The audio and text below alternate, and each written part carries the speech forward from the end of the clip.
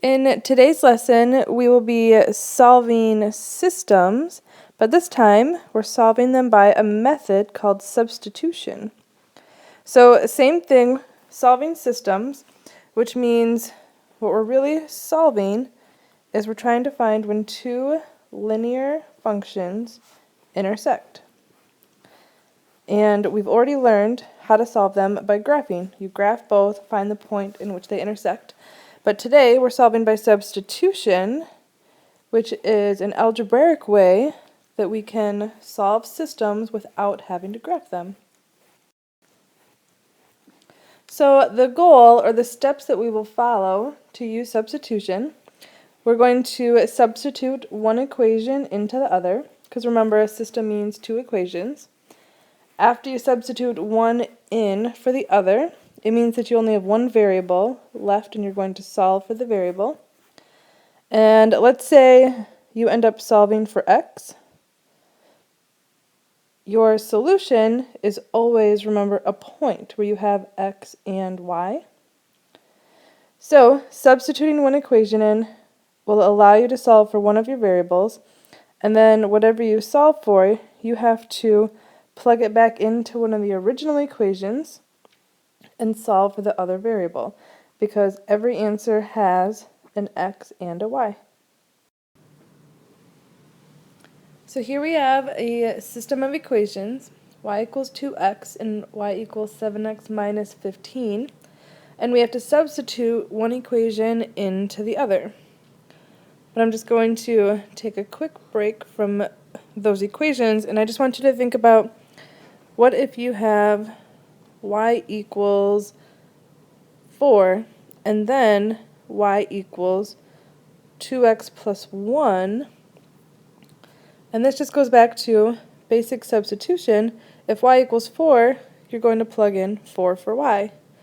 4 equals 2x plus 1 and solve for x. So go back to, we have a system. We're going to use that same idea. If y equals 2x, you can plug in 2x in for y, because that's what y equals. So if you rewrite this, 2x equals 7x minus 15. Substituted one equation in for the other, and now you can see that there's only one variable. We only have the variable x, and we're going to solve for x. So subtract 7x on both sides. Negative 5x equals negative 15, and then divide by negative 5. So x equals a positive 3. But that's not our final solution, because every solution has an x and a y. So to find the y, you can choose either of the original equations, and it doesn't matter, and you're going to plug in 3 for x.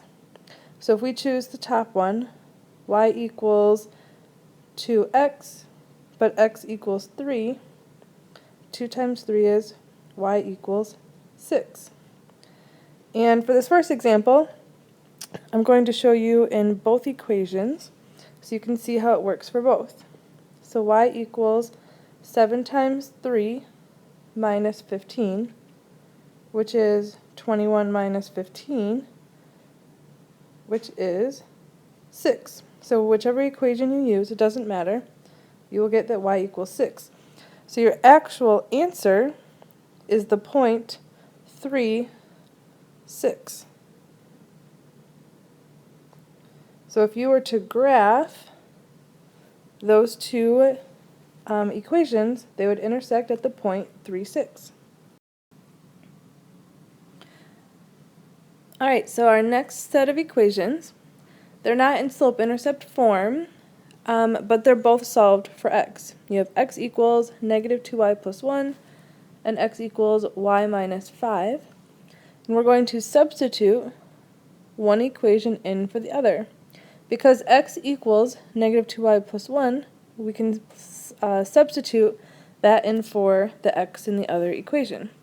So you're going to now rewrite this equation with the new substitutions in.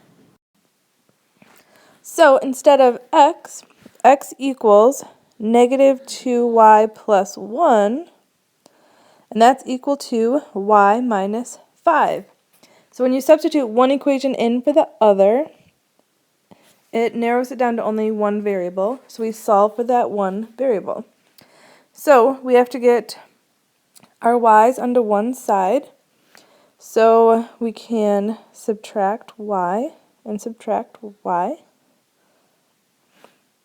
So negative 3y plus 1 equals negative 5. And then subtract 1.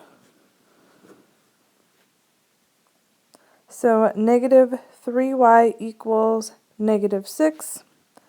And then divide by negative 3. And y equals a positive 2. So you substitute, solve for the one variable, but now we have to find x, because every answer has an x and a y. So you get to pick whichever one of these equations that you want. I would say the second one looks a little bit easier, so let's use that one. X equals, instead of y minus 5, y is 2, and 2 minus 5 is negative 3. So after you get x and y, in this case our x is negative 3 and y is 2, remember, you can always check your solutions. You could either go back and graph these two equations and check if they intersect at the point negative 3, 2, or you can plug them in. So go back to your original equation, x equals negative 2y plus 1, plug in negative 3 equals negative 2 times 2 plus 1, negative 3 equals negative 4 plus 1 is negative 3. So it checks for the first equation. Let's try the second equation. X equals y minus 5. Plug in x equals negative 3 and y equals 2. 2 minus 5 is negative 3. So because it works for both, we've just checked that this is the correct solution. Alright, for this example, I want you to write down the system and then pause the video and see if you can solve it on your own, and then come back and check your answer.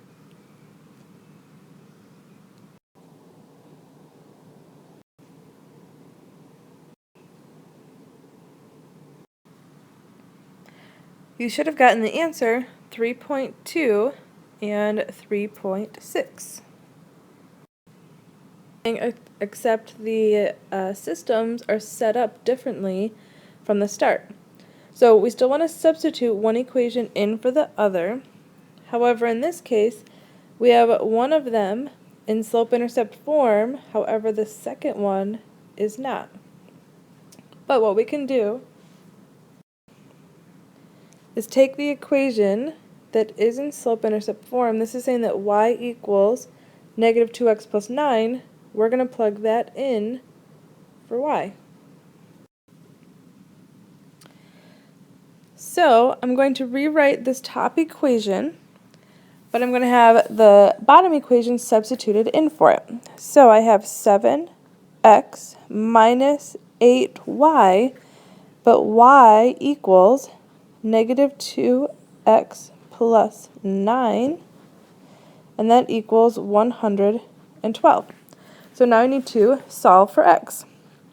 So this is just a multi-step equation that we're going to solve for x. I'm going to distribute negative 8. So 7x, negative 8 times negative 2 is plus 16x, and negative 8 times 9 is negative 72, equals 112. And now combine like terms. So 7x plus 16x is 23x minus 72 equals 112. Add 72 to both sides. So 23x equals 184. And then divide both sides by 23. And you get that x equals 8. So we have half of the solution. We still have to find y.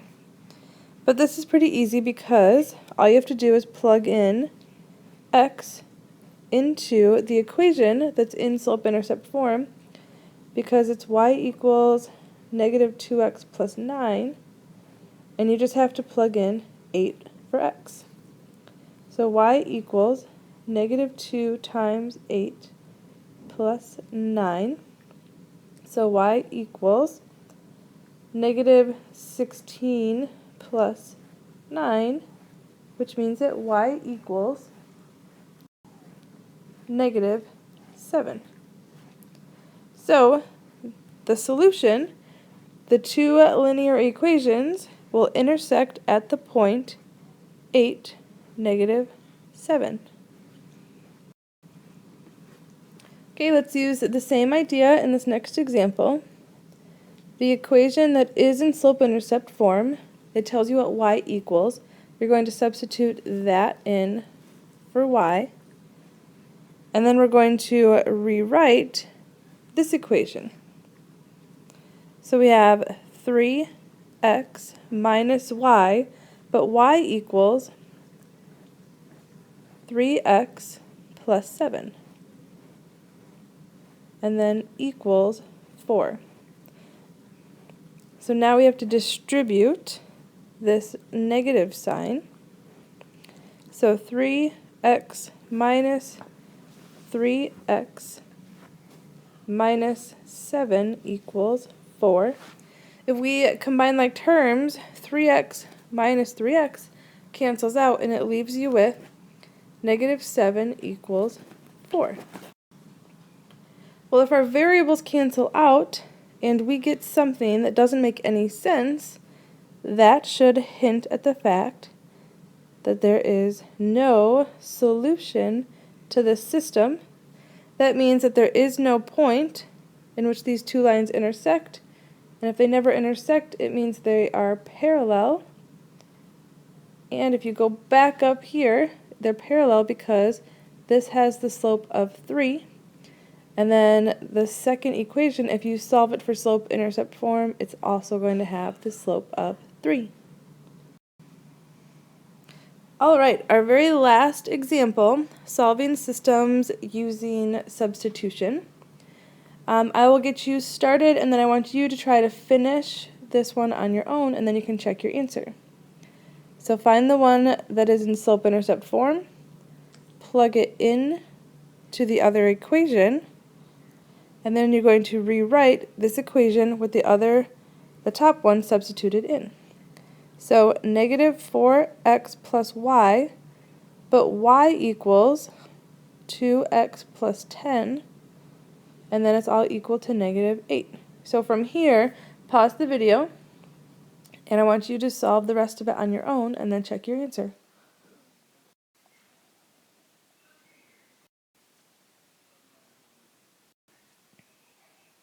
So you should have solved that x equals 9, and then plug 9 in for x to solve for y to get that y equals 28.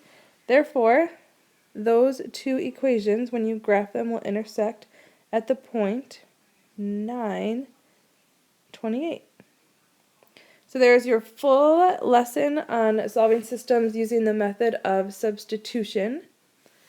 You've seen when both equations are in slope-intercept form and when only one equation is in slope-intercept form. But always remember, your final answer is a point with x and y, and remember you can always plug your answer back in and check it. So, good luck with the lesson.